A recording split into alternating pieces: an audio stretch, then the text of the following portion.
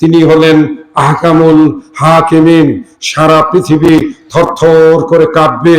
তার প্রমাণ আমি আপনাদেরকে কোরআন থেকে শোনাই। সূরা নাবাটা ভাই একটু বের করে দাও তো। সূরা নাবার শেষ আয়াতগুলো একটু শোনাবো, একটু ধীরে সুস্থে, একেবারে মমের মতো গলে যাবেন যতটুকু সম্ভব কোরআনের আয়াত শোনার জন্য।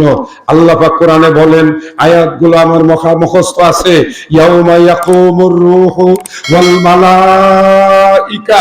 কেঁদে ফেলুন যদি সম্ভব হয়। জিবরাইল আলাইহিস সালাম থরথর করে কাঁপতে থাকবে। আসমানে মাথা লাগানো ৬০,০০০ পাখা দিয়ে জিবরাইল থরথর করে কাঁপতে থাকবে। না জানে আমি মুহূর্তের মধ্যে আগুনে ভস্মিত হয়ে যাই, শেষ হয়ে যাই।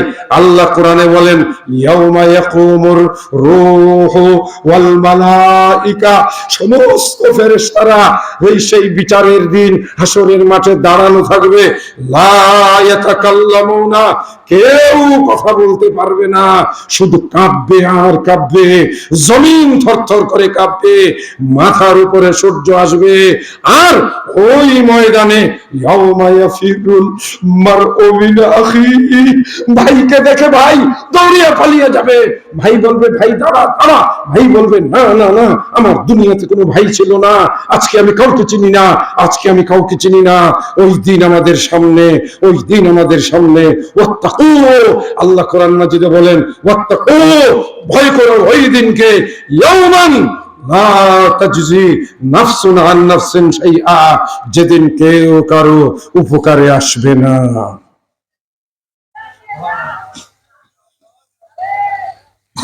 এক মিনিট ভাবুন, আপনি ওই ময়দানে চলেন না, তারপরে দেখুন আপনার মাথার উপরে সূর্য, আপনার মাথার মগজ টকবক করে ছিটে ছিটে পড়তেছে, আপনার সমস্ত শরীরের ঘাম পানির স্রোতের মতো আপনার হাঁটু পর্যন্ত ঘাম উঠে গেছে। কেউ নাই, কেউ নাই। ফেরেশতারা থরথর করে কাঁপতেছে। আল্লাহ রাব্বুল আলামিন বিচারের আসনে। আল্লাহ এত ক্রুদ্ধ, এত ভয়ঙ্কর রূপে বসবেন। আল্লাহ তখন তার নাম ধারণ করবেন। আল্লাহ না, রহমান না, রহিম না, ওই দিন তার নাম হবে কাহার। কি নাম হবে? ভাই আমি বুঝাতে পারলাম না, আমার দুর্বলতা। আল্লাহ তুমি আমাকে মাফ করো, আমি তোমার কোরআনের আয়াত বুঝাতে পারলাম না, আমার ভাষা নাই। আমি যদি বুঝাতে পারতাম আপনারা মাঠে গড়াগড়ি দিয়ে কাঁদতেন। আল্লাহ রসুল এই বয়ান যেদিন করেছিলেন, সাহাবারা সেদিন মাটির উপরে গড়াগড়ি দিয়ে কেঁদেছিল। তারা তাদের ছেলে মেয়ে পরিবারের কথা ভুলে গিয়েছিল, তারা হাউমাউ করে কেঁদেছিল। হে আল্লাহর বান্দারা, আমরা কোনো কিছু ভয় করি না।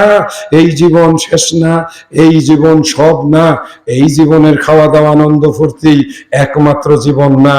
ভাবো নিরালায়, ভাবো নিরালায়, আল্লাহ তোমাকে কেন বানিয়ে দুনিয়াতে পাঠায়, তোমাকে আমাকে কেন পাঠায়।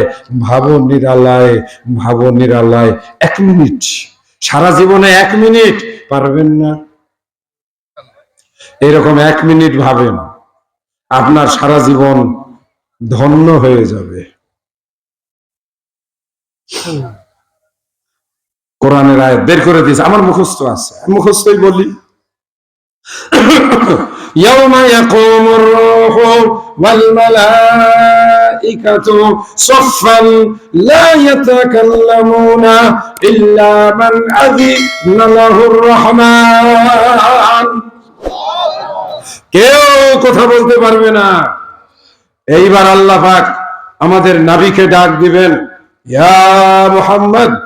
রাসূল বলবেন, লাব্বাইকা সাদাইকা ইয়া আল্লাহ সুবহানাহু ওয়া তাআলা। আর সেই সময়ে আল্লাহ পাক বলবেন, আমি একটু কোরআন শুনবো, আমার কালাম শুনবো। আল্লাহর রাসূল সাল্লাল্লাহু আলাইহি ওয়াসাল্লাম আল্লাহকে বলবেন, আল্লাহ তুমি আমার প্রিয় বন্ধু আবু বকরকে উঠায়া দাও, হাসরের ময়দানে আমার কাছে এনে দাও।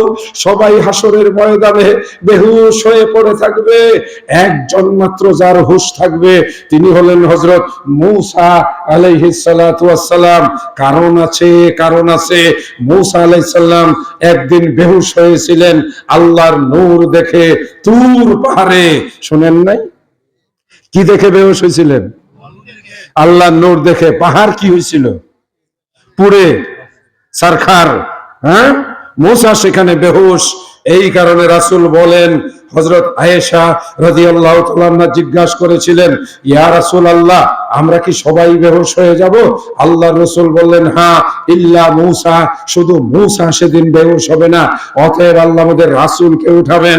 খুশি হয়ে বলে আলহামদুলিল্লাহ। রাসূলকে উঠানোর পরে আল্লাহ বলবেন, আল্লাহ তখন হাসরের এই বিচারের আসনে আল্লাহ একটা ডাক দিবেন, লিমানুল মুলক, লিমানুল মুলক। তিনটা আওয়াজ হবে, এই রাজত্ব কার? চতুর্দিক থেকে আওয়াজ হবে, লিল্লাহিল ওয়াহিদিল কাহ্হার। এই সব কিছু একক সেই রবের, যিনি হলেন কাহ্হার। কিছুই নাই।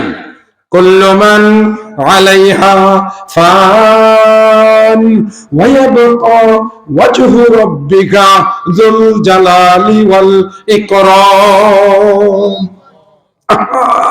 সব সব ধ্বংস, সব ধ্বংস, শুধু আমার রব একমাত্র আল্লাহ। সব ধ্বংস, তবে জিবরাইল থাকবে। জিবরাইলের কথা বলা আছে, সে দাঁড়ানো থাকবে। ইয়াউমা ইয়াকুমুর রূহ। আরেক হাদিসে এসেছে জিবরাইলও মারা যাবে, তারপরে আল্লাহ পাক তাকে উঠায়া দাঁড় করাবেন বিচার করার জন্য। বিচারের ময়দান পাহারা দেওয়ার জন্য ফেরেশতাদেরকে নিয়োগ করবেন। বিচার শুরু হবে, ভয়ানক হাসরের ময়দান। এই ময়দানে আল্লাহর রাসূল আবু বকরকে ডেকে এনে বলবেন, আবু বকর, তুমি কোরআন তিলাওয়াত করো, কোরআন তিলাওয়াত করো। আমার রব, আমার আল্লাহ কোরআন শুনবেন। কি বক্তৃতাটা করেছিলাম? কোরআন শুনবেন। নিজের ছেলের কাছ থেকে পারবেন না? যদি বলেন আমার ছেলে পারে না, তাহলে আমি হতভাগা বাবা। আপনি বাবা হিসাবে ভালো না। আগে ছেলেকে কি শেখাবেন? কোরআন শিখাবেন। ছেলেকে মাদ্রাসায় দিবেন, আগে ছেলেকে কোরআন শিখাবেন।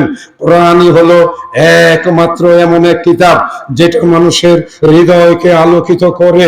ও আল্লাহর বান্দারা, আমি আজকে আপনাদেরকে কোরআন পড়ার কথা বলে যাব। ঘরে ঘরে কোরআন পড়ুন। আমার মা ও বোনেরা, এক সময় মহিলারা ফজরের নামাজের পরে কোরআন পড়তেন। আরে কি মুষ্টসুর! আমার আম্মা জান কোরআনের হাফেজা ছিলেন। আমার আম্মার এলাকার মহিলাদের কাছে আমি প্রশংসা শুনেছি ছোটবেলায় যে আমার আম্মা অন্য মহিলাদের কোরআন শিখাতেন।